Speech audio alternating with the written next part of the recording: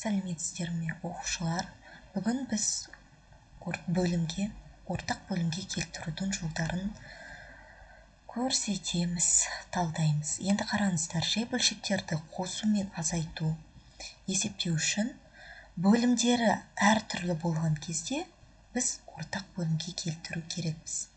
Ал ортақ бөлімге келтіру бұл бізде ең кіші ортақ еселік. Енді біз барлық есептерде ең кіші ортақ еселікті тапсақ, уақытымыз көп кетеді. Сол себепті бізде оңай жолдары бар. Мысалы, бірінші жағдай. Егер менде бір сан екінші санға бөлінсе, мысалы 9 3-ке бөлінсе, ортақ бөлім менде 9 болады. Неге? 9-ды 3-ке бөлген кезде 3-ке болады. 9-ды 9-ға бөлген кезде 1, 9-ды 3-ке бөлген кезде 3. Осы жерде шыққан жауап толықтауыш көбейткіш. Екінші жағдай. Егер бізде бір сан жай сан және соған бөлінбейтін.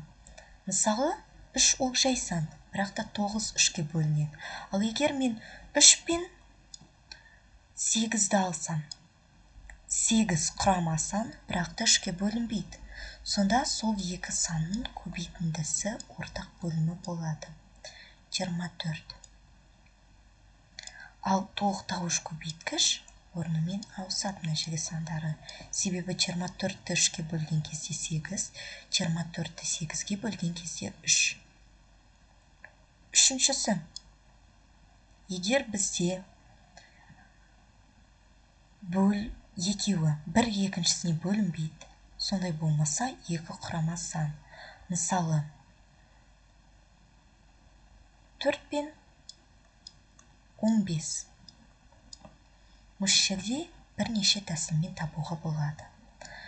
Бірінші тәсіл, оңай тәсіл. X бөлу 4, X бөлу 5, 15. Біз ойша табамыз. Сондай сан бар ма, жоқ па? Екінші тәсіл. 4 пен 15 бізде ортақ санға бөлінетін бар ма, жоқ па? Соларды табамыз. Бізде ортақ санға бөлінетін сандар жоқ екен. Сол себепті осы екеуінің көбейтіндісі бізде ортақ бөлім табылады. И үшіншісі, егер біз мына тәсілмен таба алмасақ, ең кіші ортақ еселік. 4 ол бізде 2-ның квадраты, 15 ол бізде 2 көбейту 3 көбейту 5. Сонда ең кіші ортақ еселік 4 пен 15. Барлық сандарды жазамыз. 2, 3, 5. Ең үлкен дәрежесін. Екеуінің көбейтіндісі 60-қа тең. Ортақ бөлім бізде 60. Басқа сандарды қарастырайық алайық. Мысалы, сондай болсын. 6 мен 21. 6 мен 21. Енді бірінші тәсілмен іздесек. X бөлу 6, X бөлу 21. Бізде ештеңе еске келмейді, ұзақ іздеуге. Екінші тәсіл, мен 6 мен 21 қандай бірдей санға бөлінеді? 3-ке. 6 бөлу 3, 2. 21 бөлу 3, 3. 7. Тағы да бөлінетін сандар бар ма? Жоқ екен. Енді қараңыздар, сол 6 мен 7-ге көбейтем, 2-ні 21-ге, ең бірінші санға көбейтем. Сонда менде ортақ бөлім 42-ге тең. Мына жерде 7 толықтауыш көбейткіш, 2. Осында 15 және 4. Үшіншісінде тағы да қарап шығайық. Егер сондай болса, 12 мен 16. 12 мен 16. X бөлу 12, X бөлу 16. Мына жерде қиын. Енді екінші тәсілмен істеп көрейік. 12 және 16. Екеуі қандай сандарға бөлінеді? 2-ге бөлінеді. 6, 8, 2-ге бөлінеді. 3 және 4. Енді 3 пен 4 ешқандай сандарға бөлінбейді. Біз 3-ті 16-ға көбейтеміз, 4-ті 12-ге. Сонда ортақ бөлім бізде болады 48. Осы жерде 42. Толықтауыш көбейткіш 4, толықтауыш көбейткіш 3. Мына жерде тіпті сразу 2-ге бөлмей, ең үлкен 4-ге бөлуге болады. 12 мен 16 ең бастысы қандай бірдей санға бөлінеді? 4-ге бірден жазуға болады. 4-ге 3 және 4. И солай табуға. Әрі қарай, оңай сандар бар. Мысалы, 6 мен 8.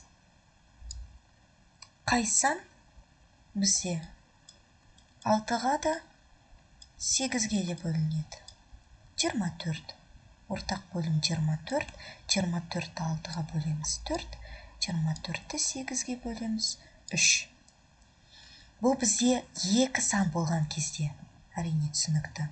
Ал егер бізде 3 сан болған болса, соны қарастырамыз.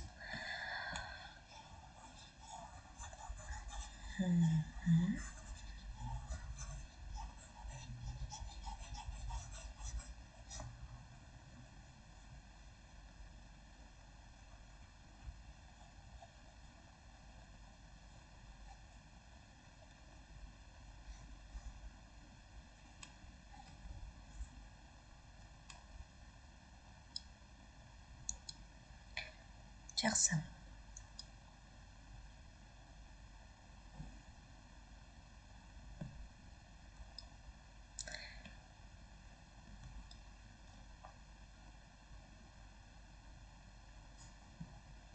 Мен қараңыздар, мына есепте қарастырайық. Осы есепте 3 санның ортақ бөлімін табу керек. 8, 12 және 6. Енді біз жеке мына таба алмаймыз ғой, қиын. Ең кіші ортақ еселік арқылы тапсақ, бізге де уақыт көп кетеді. Біз былай істейміз. 8, 12 және 6. Ең үлкен санды аламыз. 12 саны. 12 6-ға және 8-ге бөліне ма? 6-ға бөлінеді, 8-ге бөлінбейді. 12-ні 2-ге көбейтеміз, 24. 24 6-ға бөліне ма? Иә. 8-ге бөліне ма? Иә. Сонда ортақ бөлім 24-ге тең. Осы жерде бізде толықтауыш көбейткіш 3, 2, 4. Қайдан шықты? Біз 24-ті бөлдік. Сонда 3, 2, 4. Осы жерде қарастырайық. 12, 3, 6. 12 3-ге бөлінеді, 12 6-ға бөлінеді. Сонда ортақ бөлім қандай сан болады? Дұрыс, 12. Екіншісін қарастырайық. 3, 6, 9. Ең үлкен сан 9. 9 3-ге бөлінеді, 6-ға бөлінбейді. Енді 3-ті 2-ге көбейтеміз, 18. 3-ге бөлінеді, 6-ға бөлінеді. Сонда ортақ бөліміз 18. 18 бөлу 3, 6. Толықтауыш көбейткіш 18 бөлу 6 бізде болады 3. 18 бөлу 9, 2. Дәл осылай, осы жерде 18-ді аласыздар. 18 12-ге бөлінбейді. Келесі 2-ге көбейтеміз, бізде 36. 36 12-ге бөлінеді, 36 9-ға бөлінеді. Сонда ортақ бөліміміз бізде болады 36.